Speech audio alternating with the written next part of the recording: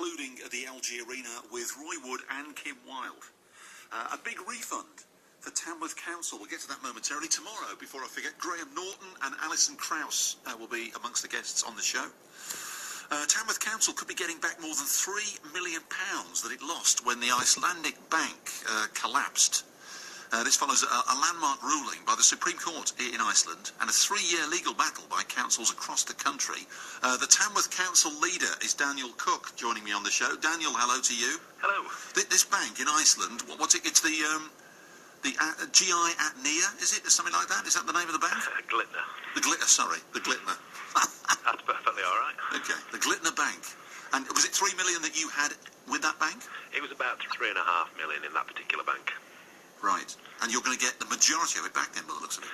Well, the Icelandic Supreme Court on Friday ruled that, on certain test cases, that British councils were priority creditor status. Obviously, they resisted the challenge from the economic giants in the United States of America to say they should be the preferred creditors. With the Supreme High Court in Iceland being the very last body of appeal, we're pretty confident now that the money should be coming back. But, we weren't one of the test cases, but a ruling has been made that said we're priority, so we are now expecting that money back. Right. What was the noise in the background there, by the way? That was one of my phones going off. I do apologise. That's all right. No, it's a really unusual phone. Maybe it's Iceland calling. Hopefully. A lot of people would ask, because you're not the only council to put money into Icelandic banks, but why? Why did you choose to do that? Well, there was 145 local authorities across the country, and one thing people do forget is also cancer research had several million in there as well. There was a lot of people caught out. Oh, indeed. The way to look at it, long story short, is we all operate what's known as a treasury management system. We budget over 5 years. We've got most of that money day one, but you can't put it under a mattress. You've got to put it somewhere in a bank. So what we do is we look for low-risk banks that will offer us a decent rate of interest to raise a little bit more money to spend on the services we deliver to the public.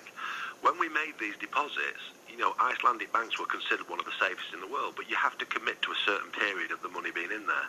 And over that period, obviously, the recession kicked in, subprime mortgages, etc., and the banks collapsed. Yes. So there aren't any low-risk banks anymore, are there? There's no such thing anymore, unfortunately.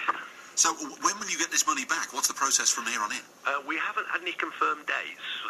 As I say, there were test cases that were judged last week. We weren't one of the test cases, but we are now priority status, so we're just awaiting the news now exactly when, for want of another term, the cheque will arrive. Yeah. And presumably, did you have other amounts of money with other banks in Iceland or not? We actually had 3 different deposits in 3 different banks, totalling £7.5 million.